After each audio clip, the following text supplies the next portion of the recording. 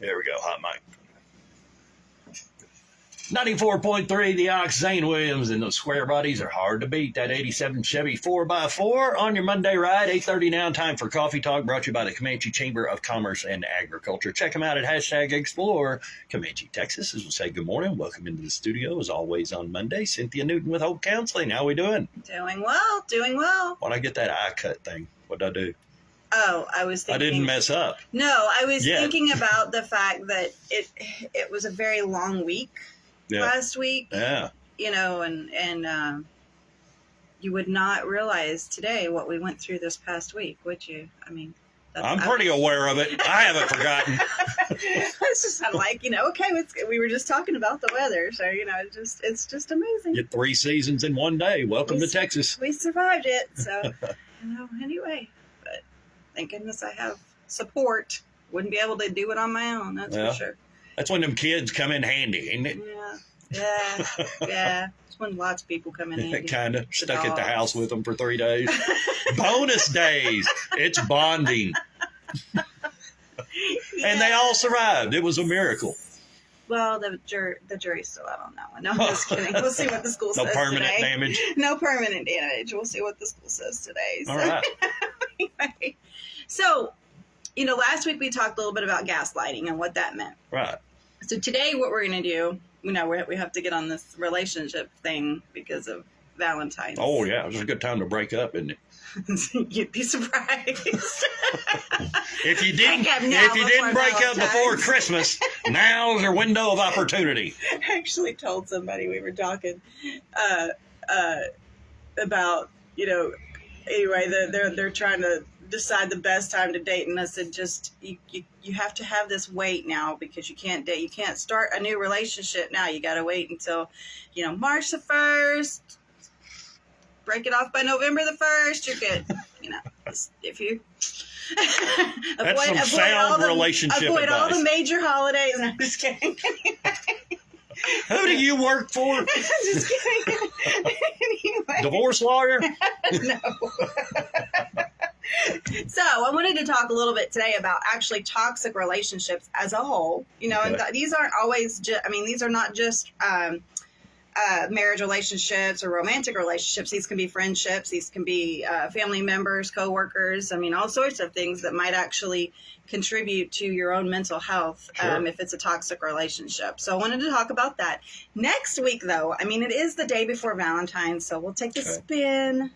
And I'm really excited about this because I think I talked about this, I don't know, maybe 2 years ago. It's been a minute or two. But I wanted to talk about the love languages.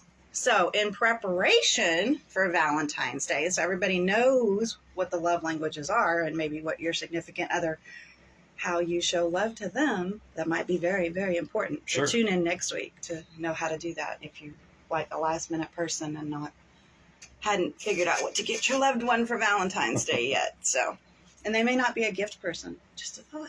They may want something else for Valentine's Day. So anyway, all right. So a toxic relationship. And by the way, I do have an intern here that's like all nodding her head, and she's really scared and quiet. So this is her first time here. This is Kyra. That's her. She is a social work student at Angelo State University, and she will be with us through the summer. All right. And so it's like, I know that there's a week coming up in a couple of weeks that I won't be here, that she'll be in charge. All right. So you will get a break from me and get to listen to her. All right. So anyway, but I'm happy to have her. And as always, it's always nice to have my intern. So anyway, so a toxic relationship. It's one that is harmful and one that creates a constant feeling of unhappiness. It is a stagnant relationship that only goes in circles. Toxic relationships are based on conflict, competition, and the need to control. While some signs of a toxic relationship are more obvious, like physical abuse, repeated infidelity, and inappropriate sexual behavior, there are others that can be harder to detect, including disrespectful, dishonest, or controlling behaviors in all relationships. Again, this is not just romantic relationships. Sure. This can be, friendships as well. While a relationship does not have to involve abuse, for it to be considered toxic. All abusive relationships are toxic. You got that? Yeah, makes sense. Okay. Abuse can manifest in different ways, including humiliation, threats, emotional, verbal, economic, sexual, and physical abuse.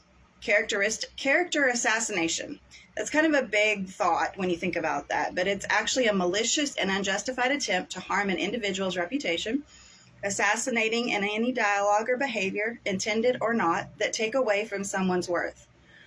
So when you think about that and you think about, just little things that can take away, from somebody's worth that you might say about them, or something that sometimes intended, sometimes not, but it can all be used as malicious, and can actually hurt somebody, and is considered toxic in a relationship. Controlling behavior. Most of us are familiar and have heard about that. This is the hallmark of a toxic relationship. Your partner may want to be in control of your life or whatever you want to do. Their expectation is that you do everything as per their wishes. They will not consider your wishes or feelings at all. Now, control without you knowing it. That's a whole different can of worms, right? Yeah. This can include checking up on you, demanding a report on your actions and conversations, not allowing any activity which excludes your partner, telling you that you can and cannot wear, telling you what you can and cannot wear, or what you can and cannot eat. Control can also be subtle, a between-the-lines push that can make you feel guilt or discomfort about the things you have been through. So that's kind of interesting when you think about that, because we all have a past. Except for maybe a baby that's just been born, but we all have a past. Some shape, form, or fashion. Absolutely. Yes. And so, our past and who we are is shaped often by the obstacles that we've overcome in life. So if those obstacles you feel guilty about, or you feel guilty, trying to overcome them, this is one of the things, we do in counseling, obviously, is to help people overcome their past, overcome issues that may cause them to act in different ways. Right. But, if that's constantly brought up in a relationship, then that's going to make it difficult for you to come out and come stronger and develop a stronger self-worth. The old scoreboard. That's what I refer to it as. Absolutely, that scoreboard. Them women, they never forget. It's on that scoreboard. No. So, any dialogue, behavior, or design, intended or not, that take from one's truth and freedom is control. All right? So how about jealousy and passive-aggressive behavior? Women are great at that, right? That passive-aggressive behavior. Never happened. No. We are. I'm not going to lie. So, there are some men that are really great at it, too. Sure. It goes both ways. There's nothing wrong or toxic about feeling jealous, okay? Jealousy is a natural feeling. Now, the problem is what do you do with that jealousy? It's that will determine if you're in a real toxic relationship or not. So your partner will try to put you down in every possible manner and demean your achievements. So this might be a jealousy of maybe where you are versus where they are, to make you feel unworthy of whatever you've achieved. Right. Okay. The partner may want you to change so they will not have to deal with their own feelings of insecurity.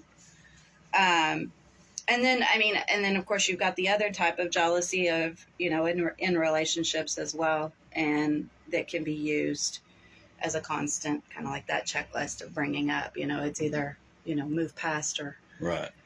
keep bringing up the wrongs, Sure. And that's not going to be helpful either. So, but passive aggressive, those sly little things, or, little comments and little stuff just kind of thrown out there, little digs, little, jabs. There you go. There you go.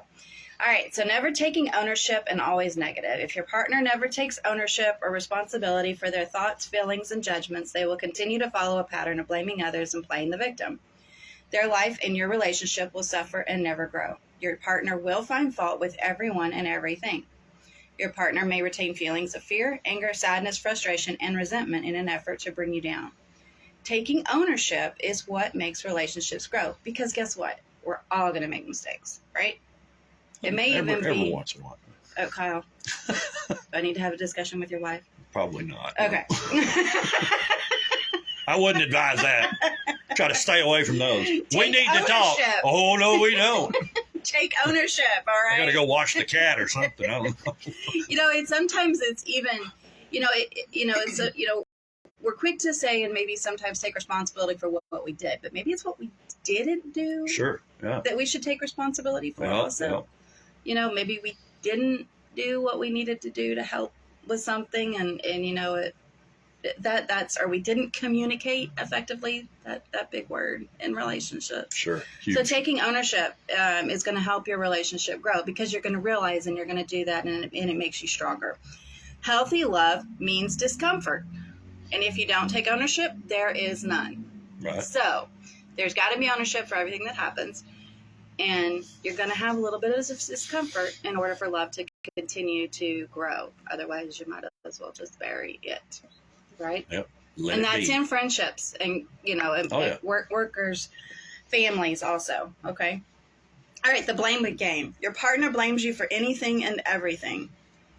We get in that cycle, especially if you're feeling down or whatever yourself. You may start blaming others or blaming, and that's an easy thing to do, but that's just a cycle that needs to be broken. You start getting into it, realizing and talking it out, realizing communication is going to be important. So there is hostile communication. Sure. More often than not, the communication you share with your partner, if you're having hostile communication, may involve criticism, sarcasm, name-calling, yelling, or even hostility. At some point in the relationship, you begin to avoid any conversation with your partner because it's just easier. I don't know how many people that, I've had, for marriage counseling or things of that nature, they're like, it's just gotten to the point, it's just easier if we don't talk, because it just escalates so quickly. Or right. It's, I can't talk about the serious stuff, so we just talk about the nonchalant things. Or let's just talk about what's going on with the kids so we don't have to talk about us. It's easy to do that, okay? Sure. And through that process, you go further and further and further apart. Okay, that's not a healthy relationship at all. Again, communication's not always fun. It's not going to be a walk in the park, but it's very important for having a healthy relationship versus a toxic relationship. No support. In a toxic relationship, your partner is neither supportive nor happy to see you pursuing your goals. So that's really important. I mean, and I'm going to put Kyra on the spot as an example. She's a little bit older than 20 years old and pursuing a career change inevitably, right? Would you be able to do this without the support of your significant others and your family? You've got kids, you're, doing all of this. And a lot of my interns are the same way, because they're, at that point of, okay, got my bachelor's degree or, whatever. But I've decided this is what I want to do, and a new path for me. And it takes work, and you can't do that without support. Sure. Otherwise, you would be going crazy. I call it my safety net. Yeah, absolutely. Absolutely. Because, do you know that she doesn't get paid for having to do an internship? Oh, man. Yeah. Glutton for punishment. Yeah. So she has to do an internship. Plus, she has to raise kids. Sure. I think she's doing some type of basketball coaching right now. I don't know why, because I think she's crazy. But, we just kind of not talk about that. Yeah. Anyway. So, without the support of your family or some, your husband or, the people standing behind you, you wouldn't be able to do that. And that's a very, very important. So if you have goals and you have dreams and you have aspirations, it's really important that you have everybody on board supporting you. And that can include your kids. Oh, yeah. Because if your kids don't support you, they're going to pull you down. They're going to make it hard for you. It's something that includes your whole family or your whole, your whole support network. And we talked last week about gaslighting. Again, gaslighting is manipulating someone to an extent where they begin to question their own thoughts and actions. You're going to end up doubting your own sanity, your own reality, the more that your partner might gaslight you.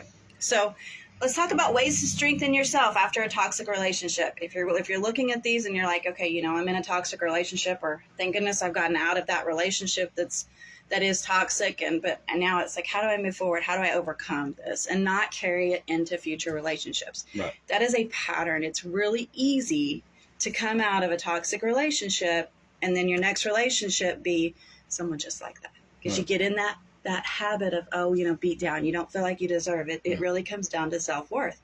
So first and foremost, build your social support system. Look around you. Who is healthy in your social support system? Where do you find those healthy supports? And it's not the quantity, it's the quality. Yep. So you might have 2 or 3 solid friends that are really, really healthy in your support network. You might look and you may have 20 that are kind of carryovers from that toxic relationship that might not be healthy. Every time you get around and they talk about, all these things. maybe you need to put them a little bit on that back burner and build up that strong support system to help you come out of that and rebuild your own self-worth. Explore ways to become more independent. This is really big because obviously if you've been in a toxic relationship, you've lost your independence, okay?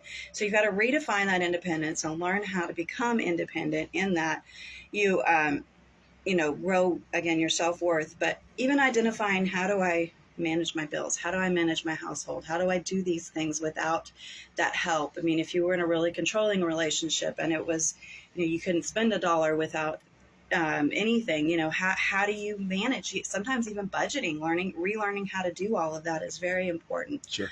And if you find yourself in that, getting help from professionals, including a therapist, attorneys, law enforcement, anything like that can be helpful. We, as always, here at Hope Counseling can help you.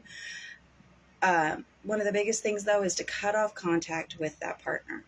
If you leave the door open, you're leaving that door open for you to not heal. And that's really hard to do a lot of times. Yeah. I mean, yeah. It's easy to sit here and say it, but... Yeah. I mean, it's like you look at a wound and you can stitch it up, Sure, it's going to leave a little scar. Yeah. But if we don't stitch it properly and we just put a Band-Aid over it, what's going to happen? Gets infected, it gets worse. It's going to get infected. It's going to get worse. Absolutely. Absolutely. So you've got to heal properly. You may have a little bit of a scar, but the scar will dissipate over time. Right. And that's a huge thing to think about. Care for yourself as you transition out of a toxic relationship. It's not an easy transition. Be very slow to jump into a new relationship. Don't just go jump. And that's how people end up in that cycle. Themselves of one toxic relationship after another. As always, guys, we're here at Hope Counseling to help you. Offices in Comanche, Eastland, Dublin, and Hamilton. Is that right? Mm-hmm. She almost said it. I don't know. It's like you didn't believe it. I was like, wait a minute, where am I today? And at 325-356-1105, if there's anything we can do, we're here to help you. Whatever. If you're going through a rough patch, if you need some help figuring out how to come out of this, if you need some help transitioning out of a toxic relationship, or, if your kids are just struggling or whatever, guys, we're here for you. So at Hope Counseling, Comanche, Eastland, Hamilton, and Dublin, 325-356-1105. And we look forward to helping you. All right. Cynthia Newton, as always, thanks for stopping by. All right, thanks. Tune in next week for Love Languages. Love Languages. This is Internet Comanche has ever seen. Call to for a live. Love Languages.